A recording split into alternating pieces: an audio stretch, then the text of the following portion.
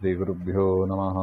सृष्टिस्थित्यप्ययेह नियतिदृशितमो बन्धमोक्षाश्च यस्मात् अस्य श्रीब्रह्मरुद्रप्रभृतिसुरनरद्वीषशत्रुआत्मकस्य विष्णोर्व्यस्ताः समस्ता सकलगुणनिधिः सर्वदोषव्यपेतः पूर्णानन्दो व्ययो यो गुरुरपि परमः चिन्तयेत्तं महान्तम् जन्माद्यस्य यतोऽन्वयादितरतश्चार्थेष्वभिज्ञस्वराट् तेने ब्रह्महृदाय आदिकवये मुह्यन्ति यं सूरयः तेजो वारिमृदां यथा विनिमयो यत्र त्रिसर्गो मृषा धाम्ना स्वेन सदा निरस्तकुहकं सत्यं परं धीमहि योऽन्तः प्रविश्य मम वाचमिमां प्रसुप्तां सञ्जीवयत्यखिलस्वधाम्ना अन्यां सहस्रचरणश्रवणत्वगादीन् प्राणान्नमो भगवते पुरुषाय तुभ्यम्.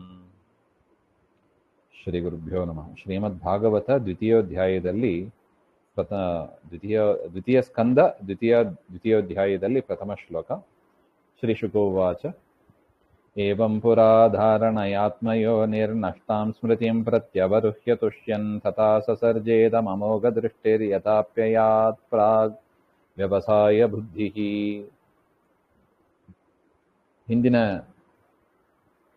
ಅಧ್ಯಾಯ ಅಂದರೆ ಮೊದಲನೇ ಅಧ್ಯಾಯದಲ್ಲಿ ಧಾರಣ, ಪರಮಾತ್ಮನ ವಿರಾಟ್ ರೂಪದ ಚಿಂತನೆ, ಅದನ್ನು ಹೇಗೆ ಮಾಡಬೇಕು, ಪುರುಷ ರೂಪದ ಚಿಂತನೆಯನ್ನು ಮಾಡಬೇಕು ಅಂತ ಯಾವ ಯಾವ ಅವಯವದಲ್ಲಿ ಯಾವ ಯಾವ ದೇವತೆಗಳು ಲೋಕಗಳು ಹುಟ್ಟಿ ಬಂದವು, ಆ ಅವಯವವನ್ನೇ ಆಶ್ರಯ ಪಡೆದಿದೆ ಹಾಗೆ ಅಂತ ನಾವು ನೋಡಿದ್ದೀವಿ. ಇದನ್ನು ಧಾರಣ ಅಂತ ಕರೀತಾರೆ. ಒಂದೊಂದೇ ಅವಯವನ್ನ ಚಿಂತನೆ ಮಾಡೋದು. ಇಂಥ ಏವಂ ಮನೋಜಯ ಸಾಧನೀಭೂತಾಂ ಭಗವತಃ ಸ್ಥೂಲ ರೂಪ ಧಾರಣಾ ಮುಕ್ತ. ಆ ರೀತಿಯಾಗಿ ಧಾರಣೆ ಮಾಡಿದರೆ ಏನಾಗ್ತದೆ ಹಾಗೆಂದ್ರೆ ಮನೋಜಯ ಆಗ್ತದೆ. ರಜೋಗುಣ ತಮೋಗುಣ ರಾಗದ್ವೇಷಾದಿಗಳೆಲ್ಲ ಹೋಗಿ ಮನಸ್ಸಿನ ಜಯ, ಮನಸ್ಸಿಗೆ ಏಕಾಗ್ರತೆ ಸಿಗ್ತದೆ ಹಾಗೆ ಅಂತ ನಾವು ನೋಡಿದ್ದೀವಿ. ಸ್ಥೂಲ ರೂಪ ಧಾರಣಾ ಮುಕ್ತ ಯತ್ಪೂರ್ವಂ ಸ್ವಯೋಗ್ಯ ಧ್ಯಾನಂ ಕರ್ತವ್ಯತೆಯ ಉಕ್ತಂ. ಅದಕ್ಕೆ ಹಿಂದೆ ನಮ್ಮ ಯೋಗ್ಯತೆಗೆ ತಕ್ಕಂತೆ ಧ್ಯಾನವನ್ನು ಕೂಡ ಮಾಡಬೇಕು ಅಂತ ಹೇಳಿದರು. ತತ್ ಪ್ರಪಂಚಯತೆ ಅಸ್ಮಿನ್ ಅಧ್ಯಾಯೇ. ಆ ಧ್ಯಾನ ಮಾಡುವ ಕ್ರಮವನ್ನ ಈ ಒಂದು ಅಧ್ಯಾಯದಲ್ಲಿ ಹೇಳ್ತಾರೆ. ತತ್ರ ತಾವತ್ ಉಕ್ತ ಧಾರಣಾಯ ವಿಶ್ವಾಸ ಜನನಾಯ. ಹಿಂದೆ ಏನು ಹಿಂದಿನ ಅಧ್ಯಾಯದಲ್ಲಿ ಏನು ಧಾರಣ ಮಾಡಬೇಕು ಅಂತ ಹೇಳಿದ್ರು, ಅದರಲ್ಲಿ ಕೇಳುವ ಜನರಿಗೆ ವಿಶ್ವಾಸ ಬರಬೇಕು ಎನ್ನುವುದಕ್ಕಾಗಿ ಪೂರ್ವಂ ಬ್ರಹ್ಮಣ ತತ್ಫಲಂ ಲಬ್ಧಂ ಇತಿ ದರ್ಶಯತಿ. ಹಿಂದೆ ಬ್ರಹ್ಮದೇವರು ಕೂಡ ಈ ಧಾರಣಾ ಶಕ್ತಿಯನ್ನ, ಈ ಧಾರಣೆಯನ್ನು ಮಾಡಿ ಜಗತ್ತನ್ನ ಸೃಷ್ಟಿ ಮಾಡುವ ಶಕ್ತಿಯನ್ನ ಪಡೆದಿದ್ದಾರೆ ಹಾಗೆ ಅಂತ ಹೇಳ್ತಾರೆ. ಯಾಕೆ? ವಿಶ್ವಾಸ ಜನನಾಯಿ. ಏನೋ ಕಟ್ಟುಕತೆ ಅಂತ ತಿಳಿಬೇಡಿ. ಬ್ರಹ್ಮಾದಿ ಜ್ಞಾನಿ ವರೇಣ್ಯರು ಬ್ರಹ್ಮದೇವರು, ಅಂಥವರು ಕೂಡ ಮಾಡಿದ್ದಾರೆ ಹಾಗೆ ಆ ಲಾಭವನ್ನ, ಪರಮಾತ್ಮನ ಅನುಗ್ರಹವನ್ನ ಪಡೆದಿದ್ದಾರೆ ಹಾಗೆ ಅಂತ ಆದ ಮೇಲೆ ನಾವು ಕೂಡ ಮಾಡಿದರೆ ನಮಗೂ ಕೂಡ ಅನುಗ್ರಹ ಆಗ್ತದೆ. ಯಥಾಯೋಗ್ಯ. ದೇವರು ಬ್ರಹ್ಮದೇವರಿಗೆ ಮಾಡಿದಷ್ಟು ನಮಗೆ ಮಾಡೋದಿಲ್ಲ. ನಮ್ಮ ಯೋಗ್ಯತೆಗೆ ತಕ್ಕಂತೆ ಪರಮಾತ್ಮ ಅನುಗ್ರಹವನ್ನು ಮಾಡೇ ಮಾಡ್ತಾನೆ ಹಾಗೆಂಬ ಅದಕ್ಕಾಗಿ ಆ ವಿಚಾರವನ್ನ ಹೇಳ್ತಾ ಇದ್ದಾರೆ. ಏವಂ ಪುರ ಆತ್ಮ ಪರಮಾತ್ಮ ಯೋನಿಹಿ ಕಾರಣಂ ಯಸ್ಯ.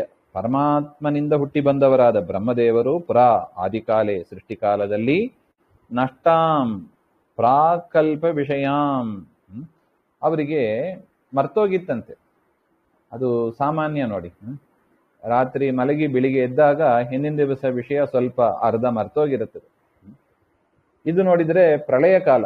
ಹಿಂದೆ ವಾಯುದೇವರಾಗಿ ಇದ್ದ ಆ ಜೀವ ಈಗ ಬ್ರಹ್ಮ ಪದವಿಗೆ ಬಂದಿದ್ದಾರೆ. ವಾಯುದೇವರಾಗಿ ಇದ್ದಾಗ ಸೃಷ್ಟಿಯಾದಿಗಳನ್ನ ಮಾಡಿದ್ದು ಅದೆಲ್ಲವೂ ಕೂಡ ಅವರಿಗೆ ತಿರೋಧಾನ ಆಗಿತ್ತಂತೆ. ತಿರೋಹಿತಾಂ ಪ್ರಾಕಲ್ಪ ವಿಷಯಾಂ, ಹಿಂದಿನ ಕಲ್ಪದ ವಿಷಯ ಎಲ್ಲ ಅವರಿಗೆ ಮರ್ತೋಗಿತ್ತಂತೆ. ತದನಂತರ ಏವಂ ಉಕ್ತರೂಪಯ ಧಾರಣೆಯ ಪ್ರತ್ಯವರುಹ್ಯ ಅಂಕುರೀಕೃತ್ಯ ಅಂತ ಬರೀತಾರೆ. ಈ ರೀತಿಯಾಗಿ ಮತ್ತೆ ಧಾರಣೆ ಮಾಡಿದ್ರು. ಪುರುಷ ಸೂಕ್ತ ಹೇಳಿ, ವೇದ ಮಂತ್ರಗಳು ನೆನಪಿರುತ್ತದೆ ಸದಾ. ಆ ಪುರುಷ ಸೂಕ್ತವನ್ನು ಹೇಳಿ, ಪುರುಷ ಸೂಕ್ತದಲ್ಲಿ ಬಂದ ವಿಚಾರವನ್ನೇ ನಾವು ಹಿಂದಿನ ಅಧ್ಯಾಯದಲ್ಲಿ ನಾವು ನೋಡಿದ್ದು. ಅದನ್ನ ಚಿಂತಿಸಿ ಪರಮಾತ್ಮನ ಅವಯವದಿಂದ ಈ ಲೋಕಗಳು, ಈ ದೇವತೆಗಳು ಎಲ್ಲ ಬಂದಿದ್ದಾರೆ ಅಂತ ಆಗ ಅವರಿಗೆ ಮತ್ತೆ ಎಲ್ಲ ಸ್ಮರಣೆಗೆ ಬಂತಂತೆ. ಪ್ರತಿಲಭ್ಯ, ಆ ತಿರೋಹಿತವಾದದನ್ನೆಲ್ಲ ಮತ್ತೆ ಪಡೆದು, ತುಷ್ಯನ್ ಧಾರಣಾ ವಿಷಯೇ ಹರೌ ತೋಷಂ ಪ್ರಾಪ್ನುವನ್ ಅತೇವ ಅಮೋಘ ದೃಷ್ಟಿ ವ್ಯವಸಾಯೇ ಜಗತ್ಸರ್ಜನ ಉದ್ಯೋಗಿ ಬುದ್ಧಿ ಯಸ್ಯ ತಥಾ.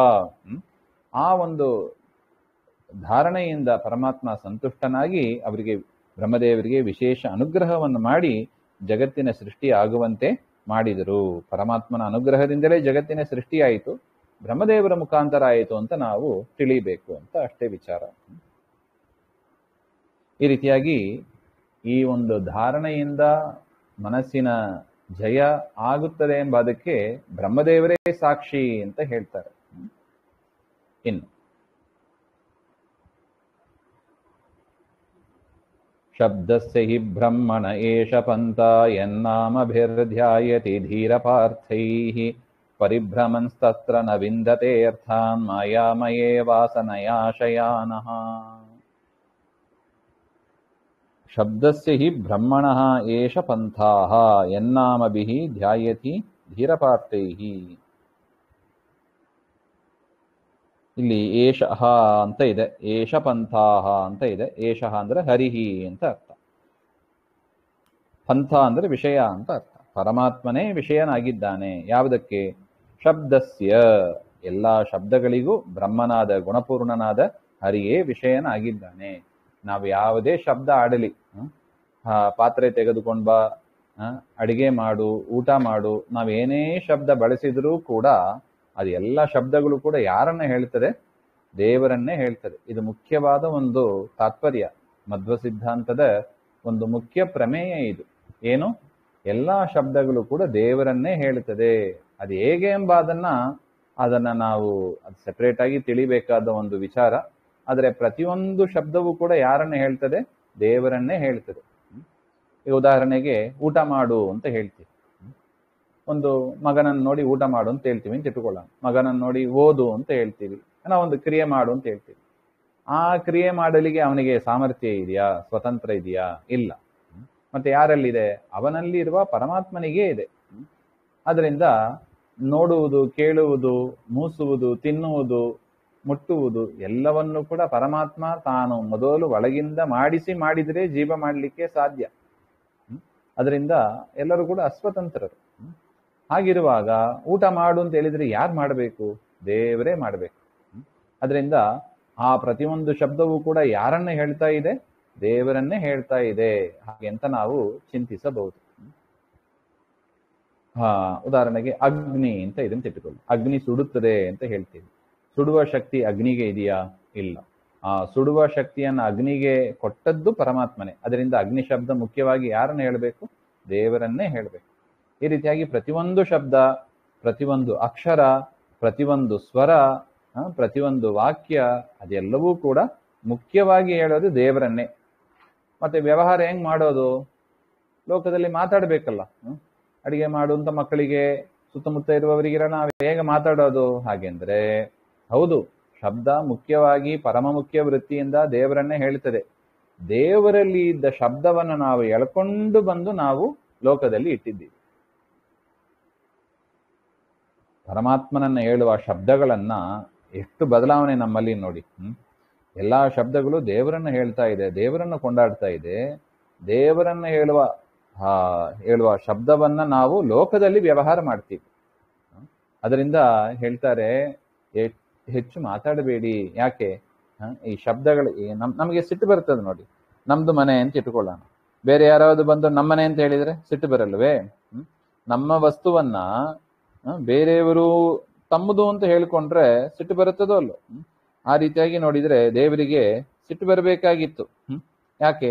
ನನ್ನನ್ನು ಹೇಳುವ ಶಬ್ದ ಇದು, ಎಲ್ಲಾ ಶಬ್ದಗಳು ನನ್ನನ್ನು ಹೇಳ್ತಾ ಇದೆ. ಆದ್ರೂ ಕೂಡ ದೇವರು ನಮ್ಮ ಮೇಲೆ ಸಿಟ್ಟು ಮಾಡಿಕೊಳ್ಳದೆ ಕರುಣೆಯಿಂದ ಒಂದಲ್ಲ ಒಂದಿನ ಇವ್ರು ತಿದ್ಕೋತಾರೆ ಅಂತ ನಿರೀಕ್ಷೆ ಮಾಡ್ತಾ ಇರ್ತಾನಂತೆ. ಆ ಆನೆ ನನ್ನನ್ನು ಕರೀತದೆ ಅಂತ ಕಾಯ್ತಾ ಇದ್ದಂತೆ ಪರಮಾತ್ಮ. ಆನೆ ಕರೆ ಮಾಡಿದ್ದು ಲೇಟ್ ಆಯ್ತು. ಮೊಸಳೆಯಿಂದ ಕಚ್ಚಿ ನಾನೇ ಕಾಪಾಡ್ಕೋತೀನಿ, ನಾನೇ ನನ್ನನ್ನು ನೋಡ್ಕೋತೀನಿ ಅಂತ ಅದು ಲೇಟ್ ಮಾಡಿತ್ತು. ಪರಮಾತ್ಮ ತಾನು ಕಾಯ್ತಾ ಇದ್ದ. ಹೇಗೋ ಅದೇ ತರನೇ ನಮ್ದು ಪಾಡು ಅಷ್ಟೇ, ಆನೆಯಂತೇನೆ ಎಲ್ಲ ಶಬ್ದಗಳನ್ನ ದೇವರನ್ನ ಬಿಟ್ಟು ಬೇರೆ ಕಡೆ ನಾವು ಬಳಸ್ತಾ ಇರ್ತೀವಿ, ಲೋಕದಲ್ಲೇ ಬಳಸ್ತೀವಿ. ಹಂಗಾಗಬಾರ್ದು. ಎಚ್ಚರದಿಂದ ಇರಬೇಕು. ಇದು ದೇವರದು, ದೇವರ ಶಬ್ದಗಳು. ಹೇಗೆ ನಮ್ದು ಓನರ್ ಅಂತ ಹೇಳ್ತೀವಿ, ನಮ್ಮನೆ ಹಾಗೆ ಅಂತ, ನಮ್ದು ವಸ್ತುಗಳು ಹಾಗೆ ಅಂತ. ಅದೇ ತರ ಶಬ್ದಗಳಿಗೆ ಓನರ್ ಯಾರು? ದೇವರು. ಅಂತ ದೇವರ ಓನರ್ಶಿಪ್ ಇರುವ ಈ ಶಬ್ದಗಳನ್ನ ನಾವು ಬೇರೆಯವರಲ್ಲಿ ಬಳಸುವಾಗ ಕನಿಷ್ಠ ದೇವರಲ್ಲಿ ಪರ್ಮಿಷನ್ ತೆಗೆದುಕೊಂಡಾದ್ರೂ ಬಳಸ್ಬೇಕಲ್ಲ. ಸ್ವಾಮಿ, ಈ ಶಬ್ದಗಳು ನಿನ್ನನ್ನೇ ಹೇಳ್ತದೆ, ಈ ವಾಕ್ಯಗಳು ನಿನ್ನನ್ನೇ ಹೇಳ್ತದೆ, ಆದರೂ ನಾನು ಬೇರೆ ಕಡೆ ಬಳಸ್ತೀನಿ, ಅದು ಅನಿವಾರ್ಯ, ಇಲ್ಲದಿದ್ದರೆ ಬದುಕು ನಡೆಯೋದಿಲ್ಲ, ಅದರಿಂದ ಕ್ಷಮಿಸು.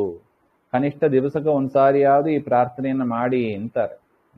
ಪ್ರಾತಃ ಸಂಕಲ್ಪದಲ್ಲಿ ರಾಯರು ಹೇಳಿದ್ದಾರೆ ನೋಡಿ, ಲೌಕಿಕ ವೈದಿಕ ಭೇದ ಭಿನ್ನ ವರ್ಣಾತ್ಮಕ ಧ್ವನ್ಯಾತ್ಮಕ ಅಶೇಷ ಶಬ್ದಾರ್ಥ ಅಂತ ಮುಖ್ಯಪ್ರಾಣ ದೇವರು ಪರಮಾತ್ಮನನ್ನ ಹಾಗೆ ಚಿಂತನೆ ಮಾಡ್ತಾರೆ.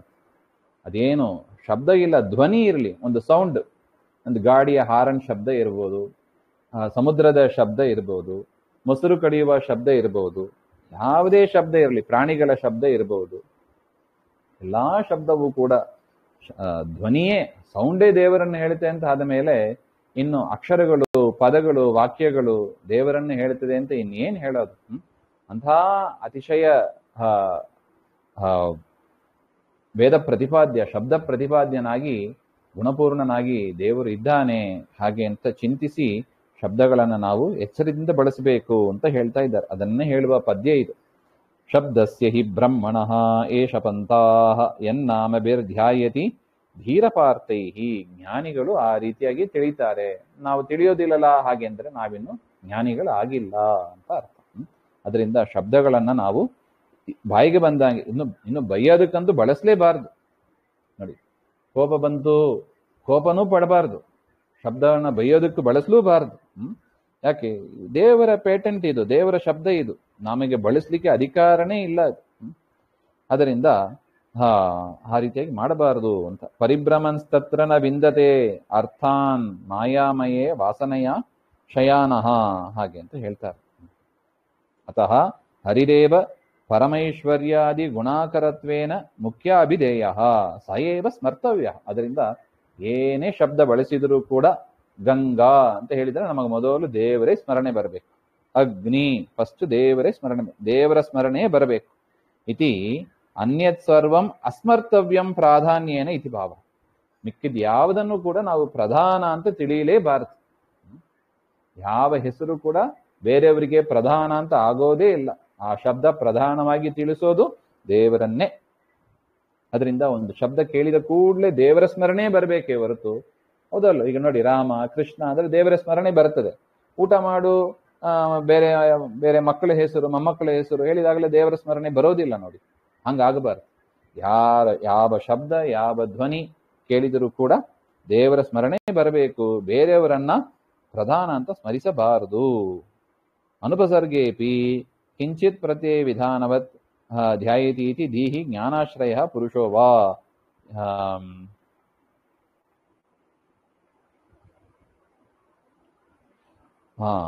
ಅಪಾರ್ಥೈಃ ಪುರಂದರಾದೌ ಅಪಾರ್ಥೈಃ ಇಂದ್ರನಾಮಭಿಃ ಪುರಂದರಾದಿಕಂ ಧ್ಯಾಯತಿ ತತ್ರ ಪುರಂದರಾದೌ ವಿತಿವ ಸರ್ವನಾಮ ಯಥೋ ವಿಷ್ಣು ತದನ್ಯಾರ್ಥಾನ್ ನತು ಸ್ಮರೇತ್ ಅಂತ ಸ್ಮೃತಿ ಪ್ರಸಿದ್ಧಂ ಹಿ ಶಬ್ದೇನ ಆಹ.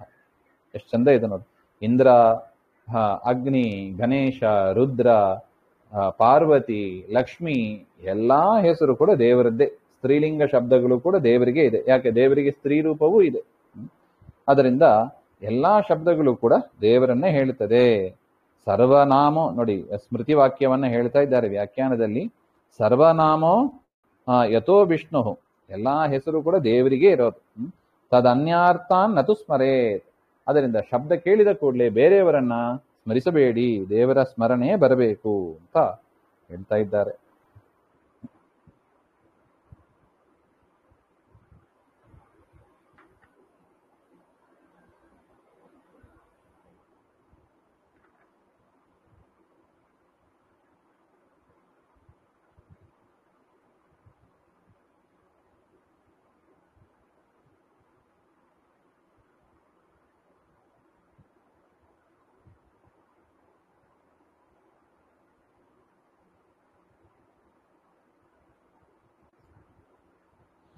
ಈ ರೀತಿಯಾಗಿ ನಾವು ಮಾಡದೇ ಇದ್ರೆ ತದ್ ಅವಾಚಕೈರೇವ ತಾನ್ ಧ್ಯಾಯತಿ ಇತಿ ಹೇತೋಃ ತೇಭ್ಯಃ ಪುರುಷಾರ್ಥಾನ್ ನ ಪ್ರಾಪ್ನೋತಿ ಇತಿ ಭಾವಃ. ಆ ರೀತಿಯಾಗಿ ದೇವರ ಸ್ಮರಣೆ ನಾವು ಮಾಡದೇ ಹೋದ್ರೆ ನಮಗೆ ಪುರುಷಾರ್ಥ ಮೋಕ್ಷವೇ ಆಗೋದಿಲ್ಲ ಅಂತ ಅದನ್ನು ಹೇಳ್ಬಿಟ್ಟಿದ್ದಾರೆ. ಅದರಿಂದ ಮೋಕ್ಷವನ್ನ ಬಯಸುವವರು ಧ್ಯಾನವನ್ನ ಮಾಡಬೇಕು ಹಾಗೆ ಅಂತ ಹಿಂದೆ ಹೇಳಿದ್ರು. ಧಾರಣ ಮಾಡಬೇಕು ಅಂತೆಲ್ಲ ತೋರಿಸಿಕೊಟ್ರು. ಅದೇ ತರ ಶಬ್ದಗಳನ್ನ ಕೇಳಿದಾಗಲೂ ಕೂಡ ಏನ್ ಮಾಡಬೇಕು, ಅದಕ್ಕೆ ಇನ್ನು ಭಾಗವತ ಪ್ರಾರಂಭ ಆಗ್ಲಿಕ್ಕಿದೆ, ಮೊದಲು ಹೇಳಿಬಿಟ್ರು ಯಾರೇ ಶಬ್ದ ಬರಲಿ, ಪ್ರಹ್ಲಾದ ದೇವರ ಸ್ಮರಣೆನೇ ಬರಬೇಕು, ಹಿರಣ್ಯಕಶಿಪು ದೇವರದ್ದೇ ಸ್ಮರಣೆ ಮಾಡಬೇಕು ಅಂತ ಒಟ್ಟು.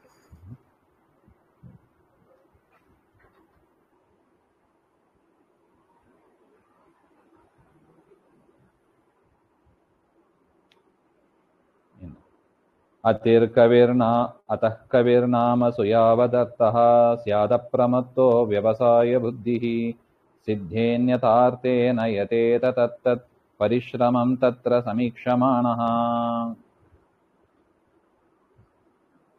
ಸರ್ವಶಬ್ದಾನಾಂ ವಿಸ್ಮಯಕ ವಿಷಯತ್ವೇ ವಿದುಷಾಂ ಅಭಿವದನಾದಿ ಸರ್ವವ್ಯವಹಾರಃ ಉಚ್ಛೇದ ಪ್ರಸಂಗಃ. ಅಲ್ಲ, ನೀವು ಈ ರೀತಿಯಾಗಿ ವ್ಯಾಖ್ಯಾನ ಮಾಡಿಬಿಟ್ರೆ ನಿತ್ರ ಕೂತ್ರೆ ದೇವರು ಒಂಥರ ಸ್ಮರಣೆ ಮಾಡು ಅಂದ್ರೆ ಜಗತ್ತಿನಲ್ಲಿ ವ್ಯಾಪಾರ ಹೇಗೆ ನಡೆಯೋದು? ಹಾಗೆ ಅಂತ ಒಂದು ಪ್ರಶ್ನೆ ಬರುತ್ತದೆ. ಅದಕ್ಕೆ ಉತ್ತರ ಕೊಡ್ತಾ ಇದ್ದಾರೆ. ಏವಂ ಸರ್ವನಾಮಾರ್ಥತೆಯ ಹರಿರೇವ ಧ್ಯೇಯ. ಎಲ್ಲಾ ಶಬ್ದಗಳು ಕೂಡ ದೇವರನ್ನೇ ಹೇಳುತ್ತದೆ ಅಂತ ನಾವು ಚಿಂತನೆ ಮಾಡಬೇಕು. ತದ್ವ್ಯವಹಾರ್ಯಶ್ಚ ಯತೋ ಅತಃ ಕವಿಃ ಸರ್ವಜ್ಞಃ ಅಪ್ರಮತ್ತಃ ಜಾಗರಣಶೀಲಃ ನಾಮ್ನಾಂ ಹರಿವಿಷಯತ್ವಂ ಅವಿಸ್ಮರನ್. ನೀವು ಬೇರೆ ಕಡೆ ಬಳಸಿದಾಗಲೂ ಕೂಡ ಏನಿರಬೇಕು ಎಚ್ಚರ, ಇದು ದೇವರನ್ನೇ ಹೇಳ್ತದೆ, ನಾನು ಇದನ್ನ ಎಳ್ಕೊಂಡು ಬಂದು ಇವರ ಕಡೆ ಇವರನ್ನ ಕರಿತಿದ್ದೀನಿ, ಬೇರೆ ಒಂದು ವ್ಯಕ್ತಿಯ ಹೆಸರಾಗಿ ನಾನು ಹೇಳ್ತೀನಿ ಅಂತ ಚಿಂತನೆ ಇರಬೇಕಂತ. ಅಷ್ಟಾರು ಚಿಂತನೆ ಇರಬೇಕಂತ. ಅದನ್ನ ವ್ಯವಸಾಯ ಬುದ್ಧಿ ಅಂತ ಕರೀತಾರೆ, ನಿಶ್ಚಯ ಬುದ್ಧಿ ಅಂತ ಕರೀತಾರೆ. ಶಬ್ದ ಇರೋದು, ಈ ಶಬ್ದದ ಅರ್ಥ ಮುಖ್ಯವಾಗಿರೋದು ದೇವರಲ್ಲೇ. ಈಗ ನಮ್ಮ ಒಂದು ಉದಾಹರಣೆಗೆ ಒಂದು ಮಗನ ಹೆಸರು, ಆ ಮಗನ ಹೆಸರು ಅಚ್ಯುತ ಅಂತ ಇಟ್ಟುಕೊಳ್ಳಿ, ಬೇಡ ರವಿ ಅಂತ ಇಟ್ಟುಕೊಳ್ಳಿ. ರವಿ ಲೋಕದಲ್ಲಿ ಪ್ರಸಿದ್ಧವಾದ ಹೆಸರು ರವಿ ಅಂತ. ಈ ರವಿ ಎಂಬ ಹೆಸರು ಕೇಳಿದ ಕೂಡಲೇ ಯಾರ ಸ್ಮರಣೆ ಬರಬೇಕು? ಮಗನ ಸ್ಮರಣೆ ಬರಬಾರ್ದಂತ. ಅಕಸ್ಮಾತ್ ಮಗನಿಗೆ ರವಿ ಅಂತ ಹೆಸರಿಟ್ಟಿದ್ರೆ ಮಗನ ಸ್ಮರಣೆ ಬರಬಾರ್ದಂತ. ಯಾರ ಸ್ಮರಣೆ ಬರಬೇಕು? ಪರಮಾತ್ಮನ ಸ್ಮರಣೆ ಮೊದಲು ಬರಬೇಕು. ಪರಮಾತ್ಮ ಸ್ಮರಣೆ ಮೊದಲು ಬಂದು ತದನಂತರ ಆ ಮಗನ ಸ್ಮರಣೆ ಬರಲಿ ಅಂತ ಹೇಳ್ತಾ ಇದ್ದಾರೆ. ಈ ರೀತಿಯಾದ ಒಂದು ನಿಶ್ಚಯ ಬುದ್ಧಿ. ನಾಮಸು ಹರೀತರ ವಿಷಯೇಷು ಘಟಾದಿಷು ಅಭಿವದನಾದಿನ ಯಾವದರ್ಥ ಯಾವಾನರ್ಥ ಸ್ವಪ್ರಯೋಜನ ಯಸ್ಯ ಸಹ ನ ಅತಃ ಅಧಿಕ ಪ್ರಯೋಜನ ಇತ್ಯರ್ಥ. ಅದರಿಂದ ಎಷ್ಟು ಬೇಕೋ ಅಷ್ಟೇ ಬಳಸಬೇಕು, ಮಾತುಗಳನ್ನ ಹೆಚ್ಚು ಬಳಸಬೇಡಿ ಅಂತ. ಅನ್ಯಥಾ ಘಟಾದಿ ವಿಷಯ ಲೋಕ ವ್ಯವಹಾರ ಮಂತರೇನ ಅರ್ಥೆ ಸ್ವಪ್ರಯೋಜನೆ ಸಿದ್ಧೆ ಸ್ವಯಮೇವ ಸಂಪನ್ನೆ ನ ತತ್ರ ಯತತೆ. ತ್ರಾಹ ತತ್ತತ್ಪದಾರ್ಶೇಷು ತತ್ತತ್ಪರಿಶ್ರಮಂ ಅರ್ಥಪೂರ್ತ್ಯ ಭಾವೇನ ಮನಕ್ಲೇಶಂ ಸಮೀಕ್ಷಮಾಣಃ ಇತ್ಯನ್ಮ. ಯಾವುದೇ ಇರಲಿ ಆ ಶಬ್ದದ ಮುಖ್ಯ ಅರ್ಥ ಕೂಡಿ ಬರೋದು ದೇವರಲ್ಲೇ ಅಂತ ಒಟ್ಟು ಹೇಳ್ತಾ ಇದ್ದಾರೆ.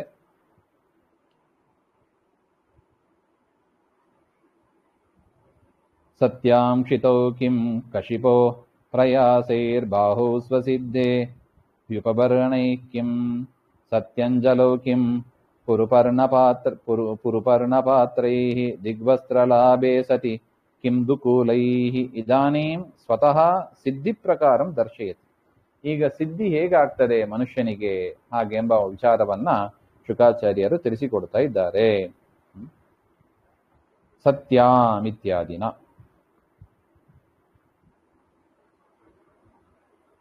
ದೇವನಿರ್ಮಿತಾಯಾಂ ಕ್ಷಿತೌ ಸತ್ಯಾಂ ಕಂಶಿಪೋಃ ಶಯ್ಯಾಯಾಃ ಸಂಪಾದನ ಪ್ರಯಾಸೈಃ ಕಿಂ.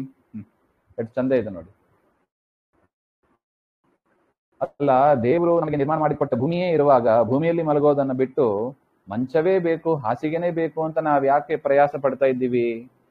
ಪ್ರಯಾಸ ಪಡಬಾರ್ದು ಅಂತ.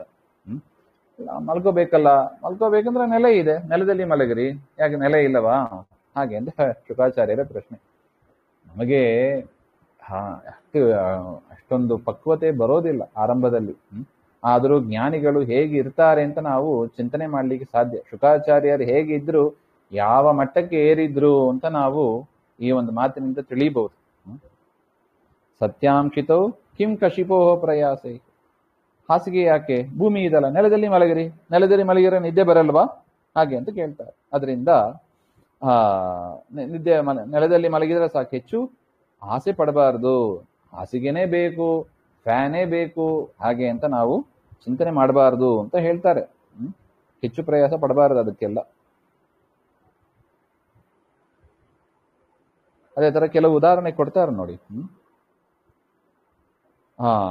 ಬಾಹೌ ಸ್ವಸಿದ್ಧೆ ಯುಪಬರ್ಹಣೈ ಕಿಂ. ಸರಿ, ನೆಲದಲ್ಲಿ ಮಲಗಬಹುದು. ನೆಕ್ಸ್ಟ್ ಕೇಳ್ಬಹುದು ನಾವು, ಅಲ್ಲ ದಿಂಬು ಬೇಕಲ್ರಿ, ದಿಂಬಿಲಿದೆ ಹೆಂಗ್ ಮಲಗೋದು, ತಲೆನೋವು ಬರ್ತದೆ ಹಾಗೆ ಅಂತ ಹೇಳಿದರೆ, ಕತ್ತು ನೋವು ಬರ್ತದೆ, ಕೈ ಇಲ್ಲವಾ ಅಂತ ಕೇಳ್ತಾರೆ. ಕೈಯನ್ನೇ ದಿಂಬಾಗಿ ಇಟ್ಕೊಂಡು ಮಲಗ್ರಿ. ಹೇಗಿದೆ ನೋಡಿ, ಚಿಂತನೆ ಹೇಗಿದೆ ನೋಡಿ. ಇನ್ನು ಸತ್ಯಂಜಲೌ ಕಿಂ ಪುರುಪರ್ಣಪಾತ್ರೈಹಿ ವಿಸ್ತೀರ್ಣೈಹಿ ಪತ್ರ ನಿರ್ಮಿತ ಭೋಜನ ಪಾತ್ರೈಹಿ. ಅಲ್ಲ, ಪಾತ್ರೆಗಳು ಇತ್ಯಾದಿಗಳೆಲ್ಲ ಯಾಕೆ? ಮತ್ತೆ ನೀರು ಕುಡಿಯೋದು ಹೇಗೆ ಹಾಗೆ ಅಂದ್ರೆ, 2 ಕೈ ಇಲ್ಲವೇ ನೀರು ಕುಡಿಯೋದಕ್ಕೆ? ಲೋಟನೇ ಬೇಕಾ ಹಾಗೆ ಅಂತ ಪ್ರಶ್ನೆ. 2 ಕೈ ಇದೆ, ಕುಡೀರಿ. ಬೊಗಸೆಯಾಗಿ ಮಾಡಿಕೊಂಡು 2 ಕೈ ಸೇರಿಸಿದ್ರೆ ಲೋಟದಂತೆ ಪಾತ್ರೆ ಅಂತೆ ಆಯ್ತು. ಅದರಿಂದ ನೀರು ಕುಡಿಯಿರಿ. ಪಾತ್ರೆ ಯಾತಕ್ಕೆ? ಪಾತ್ರೆನೇ ಬೇಕು ಅಂತ ನಿಯಮ ಯಾತಕ್ಕೆ? ನೋಡಿ, ಇದೆಲ್ಲ ಮಾಡ್ತಾ ಮಾಡ್ತಾ ಹೋದರೆ ಏನಾಗ್ತದೆ, ದೇವರ ಕಡೆ ಮನಸ್ಸು ಹೋಗೋದಿಲ್ಲ. ಆ ಪಾತ್ರೆನ ತೊಳೆಯೋದಕ್ಕೆ ಅಂತ ಕೆಲಸದವರು, ಆ ಕೆಲಸದವರು ಬರಲ್ಲ ಅಂತ ಮನಸ್ಸಿನ ಚಿಂತನೆ, ಇದರಲ್ಲೇ ಹೋಗ್ತದೆ ಮನಸ್ಸು, ಹೊರತು ದೇವರ ಕಡೆ ಹೋಗೋದಿಲ್ಲ ನೋಡಿ. ಅದರಿಂದ ಹೇಳೋದು, ದೇವರ ಕಡೆ ಮನಸ್ಸು ಹೋಗ್ಬೇಕು. ಅದಕ್ಕೆ ಮತ್ತೆ ಶರೀರವೂ ನಡಿಬೇಕು. ಅದಕ್ಕೆ ಎಷ್ಟು ಬೇಕೋ ಅಷ್ಟು ವ್ಯವಸ್ಥೆ ದೇವರೇ ಮಾಡಿ ಇಟ್ಟಿದ್ದಾನೆ ನ್ಯಾಚುರಲ್ ಆಗಿ. ಅದನ್ನು ಬಿಟ್ಟು ಬೇರೆದು ಯಾಕೆ ನೀವು ಅದ್ರ ಬೆನ್ನಿಂದ ಹೋಗ್ತೀರಾ ಅಂತ ಪ್ರಶ್ನೆ. ಸರಿ, ಮಲಗಿ ಆಯ್ತು, ಮಲಗೋದಕ್ಕೆ ವ್ಯವಸ್ಥೆ ಆಯ್ತು, ದಿಂಬಿನ ವ್ಯವಸ್ಥೆ ಆಯ್ತು, ನೀರು ಕುಡಿಯೋದಕ್ಕೆ, ಊಟ ಮಾಡೋದಕ್ಕೆ ಪಾತ್ರದ ವ್ಯವಸ್ಥೆ ಆಯ್ತು, ಬಟ್ಟೆ ಬೇಕಲ್ಲ ಹಾಗೆಂತ ಕೇಳ್ಬಹುದು ನಾವು. ಬಟ್ಟೆ ದಿಗ್ವಸ್ತ್ರ ಲಾಭೆ, ದಿಕ್ಕುಗಳೇ ಬಟ್ಟೆ ಇರುವಾಗ ಹೊಸ ಬಟ್ಟೆ ಅಂತ ನೀವು ಯಾಕೆ ದಿಗಂಬರರಾಗಿ ಇರ್ರಿ ಹಾಗೆ ಅಂತ ಹೇಳ್ತಾರೆ. ದುಕೂಲೈಹಿ ಕ್ಷೌಮಾದಿ ವಸನೈಹಿ, ಪೀತಾಂಬರವೇ ಬೇಕು ಅಂತ ಯಾಕೆ ಅದ್ರ ಬೆನ್ನಿಂದ ಹೋಗ್ತೀರಾ? ಆ ರೀತಿಯಾಗಿ ಆಸೆ ಪಡಬೇಡಿ, ಎಷ್ಟು ಬೇಕೋ ಅಷ್ಟು ಬಳಸ್ರಿ ಅಂತ ಒಟ್ಟ ಅಭಿಪ್ರಾಯ. ನಾವು ಹೇಳ್ಬೋದು, ಇದು ಏನ್ರಿ ಇದು ಸರಿ ಹೋಗೋದಿಲ್ಲ, ಇದು ಈ ರೀತಿಯಾಗಲೇ ನೀವು ಹೇಳ್ಬೇಡಿ ಉಪನ್ಯಾಸ ಅಂತೆಲ್ಲ ಹೇಳ್ಬೋದು. ಅದೇ ಇದು ಭಾರಿ ಪಕ್ವತೆ ಹೊಂದಿದ್ದಾರೆ ನೋಡಿ, ಅಂಥವರಿಗೆ ಇದು ಅಂತ ನಾವು ಇಟ್ಕೋಬಹುದು. ನಮಗಿನ್ನ ಅಷ್ಟು ಮೆಚೂರಿಟಿ ಬಂದಿಲ್ಲ, ಅಷ್ಟು ಒಂದು ಪಕ್ವತೆ ಬಂದಿಲ್ಲ, ಅದರಿಂದ ನಮಗೆ ಇದೆಲ್ಲ ಸ್ವಲ್ಪ ಬೇಸರ ಅಂತ ಅನಿಸ್ಬಹುದು. ಆದ್ರೂ ವಾಸ್ತವಿಕ ಸ್ಥಿತಿ ಇದು. ಅದನ್ನ ನಾವು ಅರ್ಥ ಮಾಡಿಕೊಂಡು ಅಷ್ಟು ಮಟ್ಟಿಗೆ ಇಲ್ಲದೇ ಇದ್ರೂ ಕೂಡ ಸಿಕ್ಕಿದ್ರಲ್ಲಿ ನಮಗೆ ಆಲ್ರೆಡಿ ದೇವರು ಏನ್ ಕೊಟ್ಟಿದ್ದಾನೆ ಅದರಲ್ಲಿ ಸಂತೋಷವಾಗಿ ಇದ್ದು ಮನಸ್ಸನ್ನ ದೇವರಿಗೆ ಇಡುವ ಒಂದು ಕೆಲಸವನ್ನ ಮಾಡಬೇಕು. ಯಾವುದೇ ಶಬ್ದ ಕೇಳಿದ್ರು ಕೂಡ, ರೂಪ ನೋಡಿದ್ರು ಕೂಡ ಇದು ದೇವರ ಶಬ್ದ, ದೇವರ ರೂಪ ಹಾಗೆ ಅಂತ ನಾವು, ದೇವರ ಪ್ರತಿಮೆ ಹಾಗೆ ಅಂತ ನಾವು ಚಿಂತನೆ ಮಾಡಬೇಕು. ಕೇವಲ ಮಠಗಳಿಗೆ ಹೋಗಿ, ದೇವಸ್ಥಾನಕ್ಕೆ ಹೋಗಿ ಆ ಗರ್ಭಗುಡಿಯಲ್ಲಿರುವ ಪ್ರತಿಮೆ ಮಾತ್ರ ದೇವರ ಪ್ರತಿಮೆ, ವೇದ ಮಂತ್ರಗಳು, ಸ್ತೋತ್ರಗಳು, ದಾಸರ ನಾಮಗಳು ಇಷ್ಟು ಮಾತ್ರ ದೇವರನ್ನ ಹೇಳ್ತದೆ ಹಾಗೆ ಅಂತ ಸಂಕೋಚ ಮಾಡಬಾರ್ದು. ದೇವರ ವಿಷಯದಲ್ಲಿ ನಾವು ತುಂಬಾ ಸಂಕೋಚ ಮಾಡ್ತೀವಿ. ಆ ಸಂಕೋಚ ಮಾಡಬಾರ್ದು, ವಿಸ್ತಾರವಾಗಿ ಇರಬೇಕು. ಎಲ್ಲ ನಾವೇನೇನು ನೋಡ್ತೀವಿ ಅದೆಲ್ಲ ದೇವರ ಪ್ರತಿಮೆ, ನಾವೇನೇನು ಕೇಳ್ತೀವಿ ಅದು ದೇವರನ್ನ ಕೊಂಡಾಡುವ ಸ್ತೋತ್ರ. ಈ ರೀತಿಯಾದ ಒಂದು ಭಾವನೆಯನ್ನ ನಾವು ಬೆಳೆಸ್ಕೋಬೇಕು ಅಂತ ಒಟ್ಟು ಶುಕಾಚಾರ್ಯರ ಅಭಿಪ್ರಾಯ. ಇನ್ ಚೀರಾಣಿ ಕಿಂ ಪತಿನ ಸಂತಿ ದಿಶಂತಿ ಭಿಕ್ಷಾಂ ನೋವಾಂಗ್ರಿಪಾ ಪರಭೃತ ಸರಿತೋಪ್ಯಶುಷ್ಯನ್ ವೃದ್ಧಾ ಗುಹಾ ಕಿಮವಧೂತ ಸುಹೃನ್ನ ಕೃಷ್ಣ ಕಸ್ಮಾತ್ ಭಜಂತಿ ಕವಯೋ ಧನಧುರ್ಮಧಾಂದಾನ್. ಎಷ್ಟು ಚಂದ ಇದೆ ನೋಡಿ. ಅಂಗ್ರಿಪಾಹ ಅಂದ್ರೆ ವೃಕ್ಷಾಹ ಅಂತ ಹೇಳ್ತಾರೆ. ತತ್ಪೂರ್ವದಲ್ಲಿ ಬಂದೆ. ದರಿದ್ರಾಣಾಂಚ ಭಿಕ್ಷೂನಾಂ ಆಚ್ಛಾದನಕರಣಚಿ ಇತಿ ಸ್ಮೃತೆ ತೋರಣೆ ಗೃಹಸ್ಥೈ ನಿಹಿತಾನಿ ಚೀರಾನ್ ಜೀರ್ಣ ವಸ್ತ್ರಾಣಿ. ಇಲ್ಲ ನಿಮಗೆ ಬಟ್ಟೆ ಬೇಕು, ಚಳಿ ಆಯ್ತು ಬಟ್ಟೆ ಬೇಕು ಹಾಗೆಂದ್ರೆ ಚೀರಾಣಿ ಕಿಂ ಪತಿನ ಸಂತಿ, ಹಿಂದಿನ ಕಾಲದಲ್ಲಿ ಬಟ್ಟೆ ಚೂರು ಹರಿದೋಗಿದ್ರೆ ಅದನ್ನ ಎಸೆಯೋದಿಲ್ಲ, ಅದನ್ನ ಹೋಗಿ ಎಲ್ಲೋ ಮರದಲ್ಲಿ ಎಲ್ಲಾರು ಊರಿನ ಹೊರಗೆ ಹೋಗಿ ತಗಲಾಕ್ಬಿಡೋರು. ಯಾರಿಗಾದ್ರೂ ಬಟ್ಟೆ ಬೇಕು ಅಂತ ಇದೆ ಅಂತ ಇಟ್ಕೊಳ್ಳಿ, ಅವರು ಹೋಗಿ ಆ ಬಟ್ಟೆಯನ್ನ ತೆಗೆದುಕೊಳ್ಳೋರು. ಇದು ಅಷ್ಟೇ ಹೇಳ್ತಾರೆ ನೋಡಿ. ಅಪರಿಪಕ್ವ ಯೋಗಿನಾಂ ಪುಂಸಾಂ ಕಥಂ. ಇದು ಹಿಂದೆ ಹೇಳಿದ್ದೆಲ್ಲ ಪರಿಪಕ್ವ ಯೋಗಿಗಳಿಗೆ ನೀವು ಹೇಳೋದೆಲ್ಲ ಚಂದ ಇದೆ, ದಿಗಂಬರರಾಗಿ ಇರ್ತಾರೆ, ನಮಗಿನ್ನೂ ಅಷ್ಟು ಪಕ್ವತೆ ಆಗಿಲ್ಲ, ನಮ್ಮ ಪರಿಸ್ಥಿತಿ ಏನು ಹಾಗೆ ಅಂತ ಹೇಳಿದ್ರೆ, ಹುಡುಗ್ರಿ ಯಾರಾவது ಬಟ್ಟೆ ಹಾಕಿರ್ತಾರೆ ಪಕ್ಕದ ಮನೆಯಲ್ಲಿ ಇಂದ ಕೇಳಿ ನೀವು, ಯಾಕೆ ಬಟ್ಟೆಗಾಗಿ ಯಾಕೆ ಇಷ್ಟು ಒದ್ದಾಡ್ತೀರಾ ಹಾಗೆ ಅಂತ ಪ್ರಶ್ನೆ. ಒಟ್ಟು ಮತ್ತೆ ಏನ್ ಮಾಡಬೇಕು? ದೇವರನ್ನ ಸ್ಮರಿಸಬೇಕು ಅಷ್ಟೆ. ದೇವರ ಸ್ಮರಣೆ ಬಿಟ್ಟು ಊಟಕ್ಕಾಗಿ, ನಿದ್ದೆಗಾಗಿ, ದುಡ್ಡಿಗಾಗಿ ನೀವು ಪ್ರಯತ್ನ ಪಡಬೇಡಿ. ಇವತ್ತಿಲ್ಲ ನಾಳೆ ಈ ಪರಿಸ್ಥಿತಿಯನ್ನ ನಾವು ಮುಟ್ಲೇಬೇಕು. ಈಗಲೇ ಸ್ವಲ್ಪ ಸುಧಾರಿಸ್ಕೊಂಡು ಮನಸ್ಸು ಪರಿವರ್ತನೆ ಮಾಡ್ಕೊಂಡ್ಬಿಟ್ರೆ ಈಗಿಂದಲೇ ದುಃಖ ಕಡಿಮೆ ಆಗ್ತದೆ. ನೀವು ವಿಷಯ ಪದಾರ್ಥದ ಹಿಂದೆ ಹೋದಷ್ಟು ದುಃಖನೇ ಜಾಸ್ತಿ ಇರುತ್ತದೆ ಅಂತ ವಿಚಾರ. ಇನ್ನು ನೋವಾಂಗ್ರಿಪಾ ಪರಭೃತ ಸರಿತೋಪ್ಯ ಶುಷ್ಯನ್. ಸರಿ, ಊಟಕ್ಕೆ ಏನು ವ್ಯವಸ್ಥೆ ಹಾಗೆ ಅಂತ ನಮ್ದು ಪ್ರಶ್ನೆ ಇರ್ಬೋದು. ಇದನ್ನು ಹೇಳಿದ್ರಿ, ಮಲಗೋದಕ್ಕೆ ವ್ಯವಸ್ಥೆ, ಊಟದ ವ್ಯವಸ್ಥೆ, ದೇವರನ್ನೇ ಸ್ಮರಿಸ್ತಾ ಕೂತಿದ್ರೆ ಹೊಟ್ಟೆ ತುಂಬೋದು ಬೇಡವೇ ಹಾಗೆ ಅಂತ ಪ್ರಶ್ನೆ. ಅದಕ್ಕೆ ಶುಕಾಚಾರ್ಯರು ಕೇಳ್ತಾರೆ, ಏನು ಮರಗಳು ಇಲ್ಲವೇ? ಮರಗಳೆಲ್ಲ ಒಣಗೋಗ್ಬಿಟ್ಟಿದ್ಯಾ? ಮರಗಳು ಹಣ್ಣು ಕೊಡ್ತಾ ಇಲ್ಲವಾ ಹಾಗೆ ಅಂತ ಕೇಳ್ತಾರೆ. ಎಷ್ಟು ಚಂದ ಇದೆ ನೋಡಿ, ಏನು ಉತ್ತರ ಕೊಡ್ಬೇಕು ಇದಕ್ಕೆ? ಹಾಗಿದೆ ಅವರ ಪ್ರಶ್ನೆ. ಇನ್ನು ನೀರು ಸರಿತೋಪ್ಯ ಶುಷ್ಯನ್, ಈ ಕೆರೆ ನದಿ ಅದೆಲ್ಲ ಏನು ಒಣಗೋಗ್ಬಿಟ್ಟಿದ್ಯಾ? ನೀರು ಹರಿತಾ ಇಲ್ಲವಾ? ಹೋಗಿ ಅದ್ರ ಪಕ್ಕದಲ್ಲಿ ವಾಸ ಮಾಡಿ, ಗುಹೆಯಲ್ಲಿ ಇರ್ರಿ. ಮನೇ ಬೇಕು ಅಂತ ಯಾಕೆ? ಗುಹೆಯಲ್ಲಿ ಇರ್ರಿ, ವಾಸ ಮಾಡಿ. ವೃದ್ಧಾಹ ಗುಹಾಹ, ಏನು ಗುಹೆಯನ್ನೆಲ್ಲ ಬಾಗಿಲು ಹಾಕಿಬಿಟ್ಟಿದ್ದಾರಾ? ಗುಹೆಗಳು ಓಪನ್ ಆಗಿಯೇ ಇದೆ. ಗುಹೆಯಲ್ಲಿ ವಾಸ ಮಾಡಿ, ನದಿ ನೀರು ಕುಡೀರಿ, ಮರದ ಹಣ್ಣು ತೆಗೆದುಕೊಳ್ಳಿ, ದೇವರ ಸ್ಮರಣೆ ಮಾಡಿ. ಇಷ್ಟು ಪಕ್ವತೆ ನಿಮಗಿಲ್ಲ ಅಂದ್ರೆ ನಮಗೆ ಅದನ್ನೇ ಹೇಳಿದ್ದು, ಫಸ್ಟ್ ಸ್ಟೆಪ್ ಇದು. ಎಲ್ಲರಿ ನಮಗೆ ಇದೆಲ್ಲ ಆಗೋದೇ ಇಲ್ಲ, ನಾವು ಕೈ ಮುಗಿದು ಬಿಡ್ತೀವಿ, ನಮ್ಮ ಮೋಕ್ಷನೇ ಬೇಡ, ಇದೇ ವಾಸಿ, ಸಂಸಾರದಲ್ಲೇ ಇರ್ತೀವಿ, ಹುಟ್ಟು ಸಾವೇ ಪರವಾಗಿಲ್ಲ ನಮಗೆ ಹಾಗೆ ಅಂತ ಅನಿಸಿದ್ರೆ ಮತ್ತೆ ದುಃಖ ತಪ್ಪಿದ್ದೇ ಅಲ್ಲ. ಇದೆಲ್ಲ ಯಾರಿಗೆ? ಮೋಕ್ಷವೇ ಬೇಕು ನಮಗೆ ಹಾಗೆ ಅಂತ ಹರಿಕಥಾಂಸಾರದಲ್ಲಿ ಹೇಳ್ತಾರೆ ನೋಡಿ. ಆ ಒಂದು ಮಗು ಅಳ್ತಾ ಇರ್ತದೆ ಅಂತೆ, ಅವರಮ್ಮ ಅಲ್ಲೇ ರೂಮಲ್ಲೇ ಇದ್ದಾರೆ, ಬಚ್ಚಿಟ್ಟುಕೊಂಡಿದ್ದಾರೆ, ಕತ್ತಲೆಯಲ್ಲೇ ಇದ್ದಾರೆ, ಆ ಮಗುವಿಗೆ ಕಾಣಿಸ್ತಾನೆ ಇಲ್ಲ. ಮಗು ಅಮ್ಮ ಬೇಕು ಅಂತ ಅಳ್ತಾ ಇದೆ.